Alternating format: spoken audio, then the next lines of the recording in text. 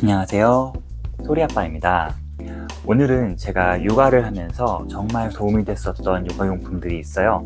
그래서 그거를 3가지를 추려서 말씀을 드려볼까 합니다. 바로 분유코트, 아기 이불, 아기 띠인데요. 오늘은 그래서 소리도 특별 출연할 예정이니까 많이 기대해 주시고요. 바로 소개해 드리도록 하겠습니다.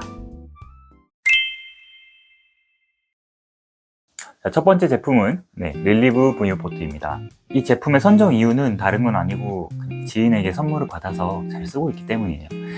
우선 분유포트를 쓸 때 저는 브리타 정수기로 수돗물을 한번 걸러서 정수를 해서 그렇게 쓰고 있어요. 바로 따라주시면 되겠죠.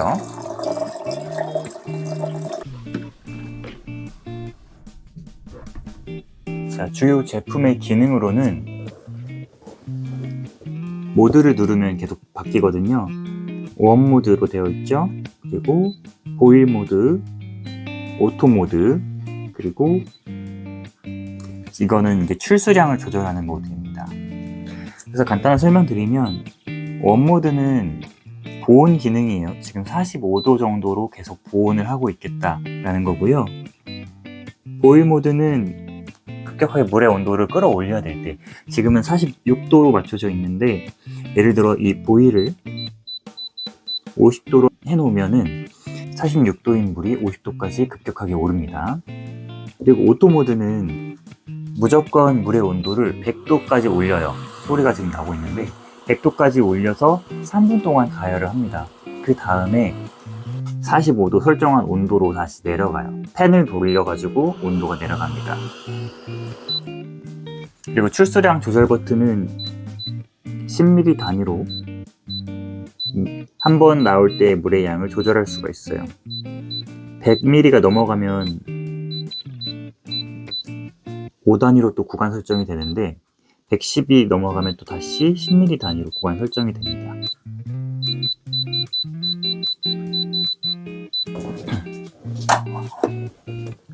그리고 워터를 누르면 물이 나와요. 물이 나오는데 계속 나오게 하고 싶다. 워터를 계속 누르고 있으면 됩니다. 그러면 계속 나오고요. 멈추게 하고 싶으면 다시 누르고, 워터를 누르다 내가 원하는 지점에 도달하면 바로 다시 누르면 꺼집니다. 미세 조절을 할 수도 있다는 거예요. 자, 그러면 물을 한 1리터 정도 넣어보고 이게 100도까지 끌어올랐다가 내가 설정한 45도까지 내려가는 데는 얼마나 시간이 걸리는지를 한번 테스트를 해보겠습니다. 물을 1리터까지 넣어보고요.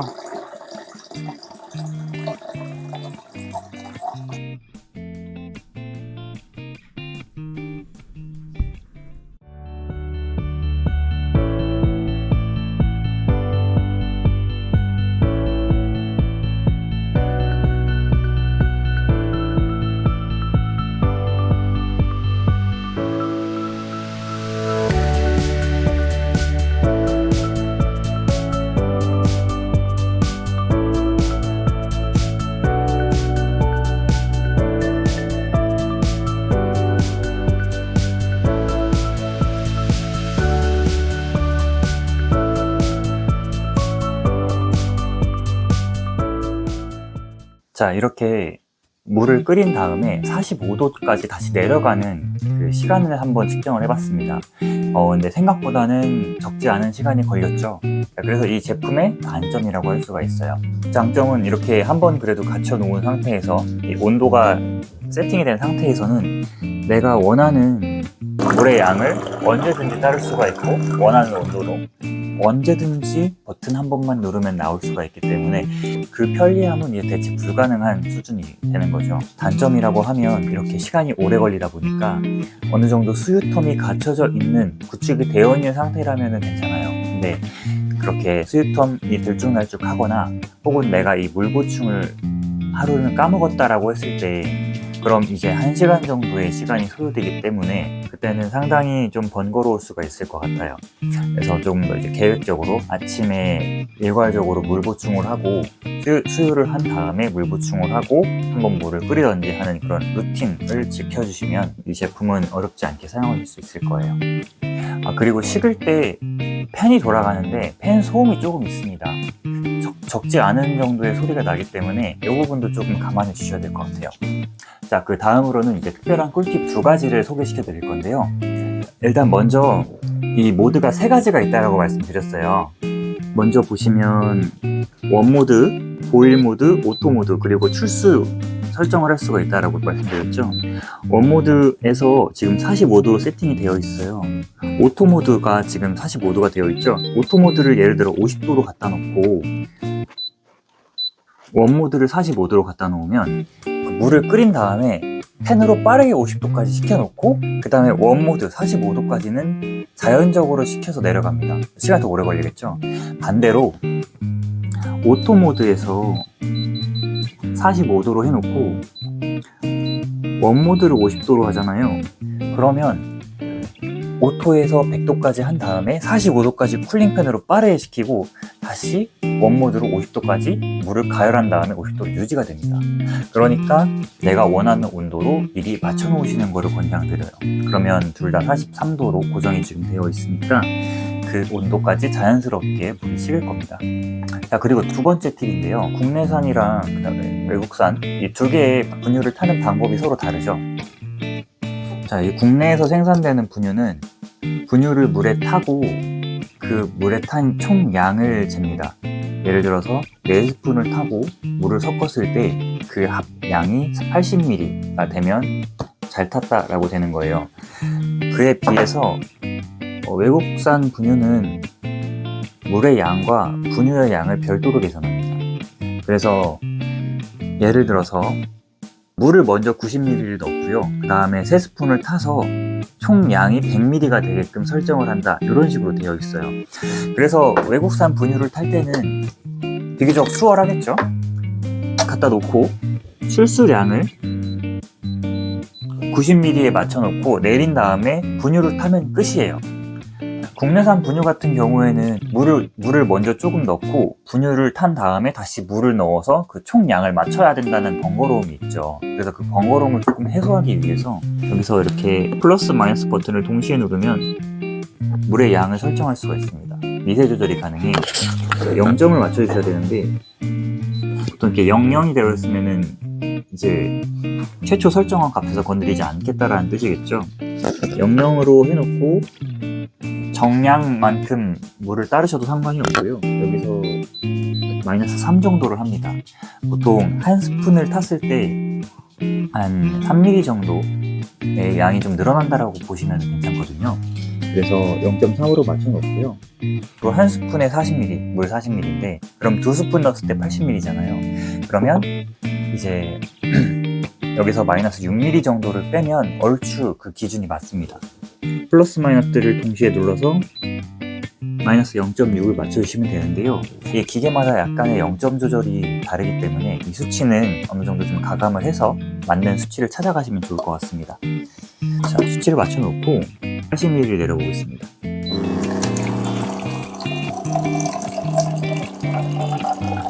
(80보다는) 조금 덜 들어갔어요. 여기다가 이제 분유를 타겠죠. 큰 스푼 기준 2스푼, 작은 스푼 기준은 4스푼이겠죠.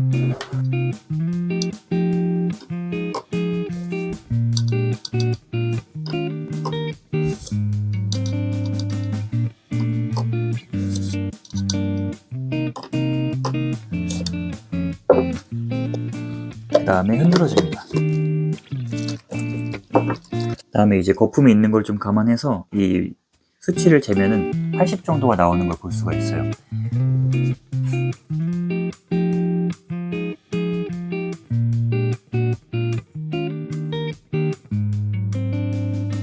자, 이렇게 해서 진정한 이 분유포트의 진가를 느끼려면 지금 현재 주고 있는 분유의 양 한 120 100ml 준다 그거에 맞춰서 이렇게 미세 조절을 한 다음에 물 한 번만 넣고 분유 한 번씩만 타가지고 바로 탈 수 있게 적용을 해주시면 굉장히 좋겠죠.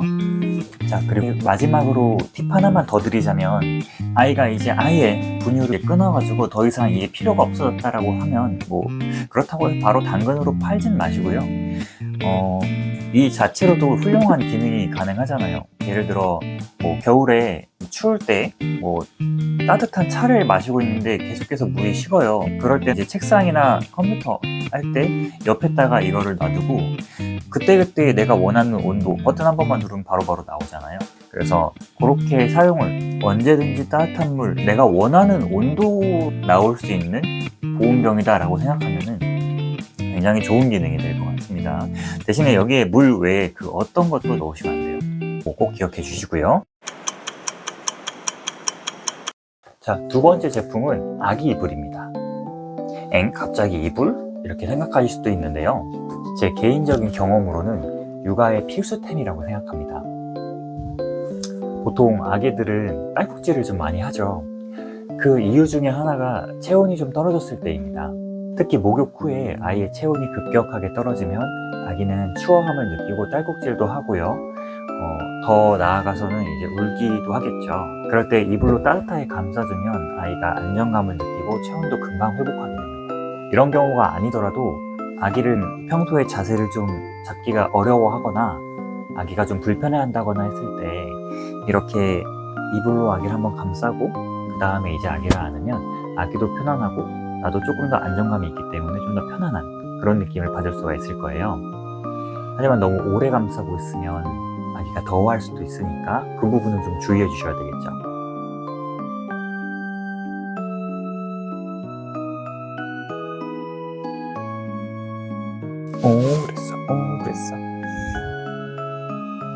그랬어.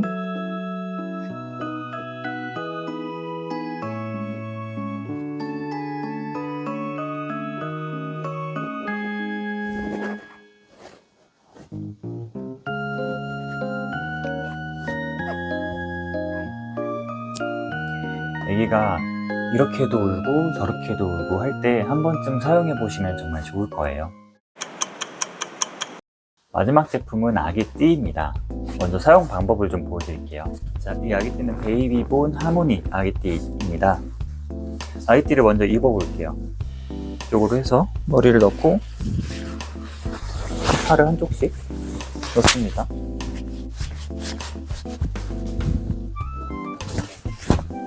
그 다음에 여기 이렇게 허리끈이 있어요. 허리끈을 뒤로 해서 버클을 잠가주고요. 나에게 맞게 끈을 조여줍니다.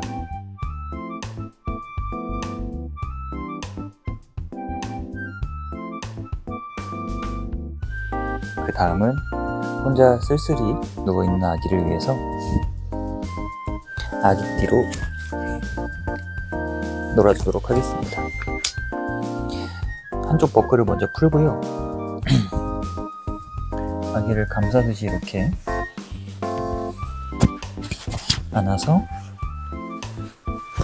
버클로 안쪽으로 듭니다.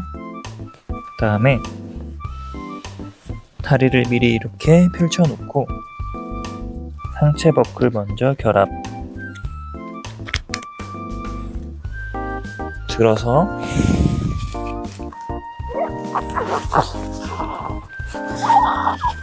상체 버클 결합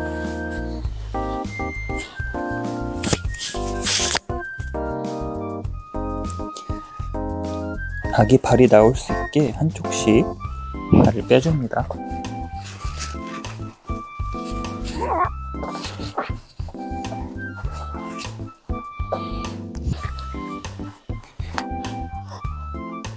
그리고 발 빠짐 방지 버클을 채웁니다.